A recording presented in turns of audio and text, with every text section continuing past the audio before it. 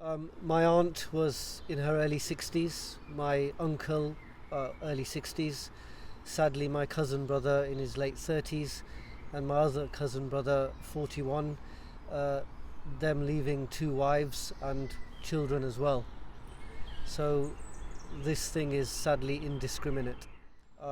Given the variant and how dangerous this disease is, if one person gets it, given the infrastructure in India, the rest of the family members have to help. There isn't an ambulance that's going to come and take that person away. So the other family members helped, they all caught it, and sadly all four of them expired, passed away. The infrastructure isn't there to be able to assist people even going into the hospitals. I'd heard of one story of a close family member where they'd taken them to the hospital. There was an oxygen canister, but for 45 minutes the person didn't know how to link the person up because there were no staff. Four members of the same family have gone, and that's the recurring theme across India, that families have been wiped out, leaving orphan children. The support systems in India, as we all know, they very much like to live in the same family, grandparents, parents, children. It's very much a home life as to how it is. And now in this family, there are two wives and very young children, all alone. And that sadly is the theme across India.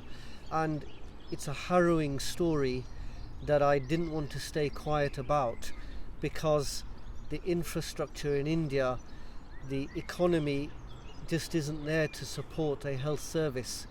So you have to be able to comply with the COVID rules, the social distancing, if you don't have a health service can support your people.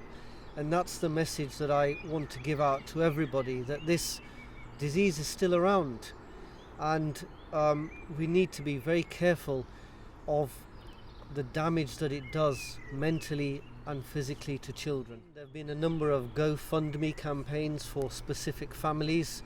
There's a number of WhatsApp groups trying to help hospitals. I'm not only donating, but I'm putting the word out that we should do as much as we can.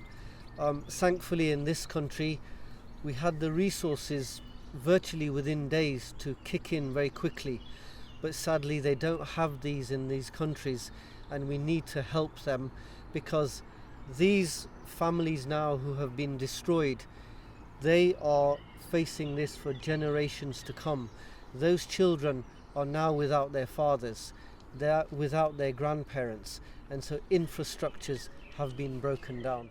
When you see the mental impact that this has on people, we should all then make sure that if we see someone who is not complying, we don't turn a blind eye, we make them comply.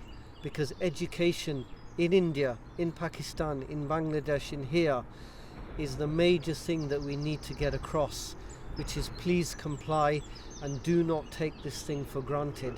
Just because we've all had 2 injections of vaccines doesn't mean that we're no longer vulnerable. So education and mental health, we have to spread it across the world.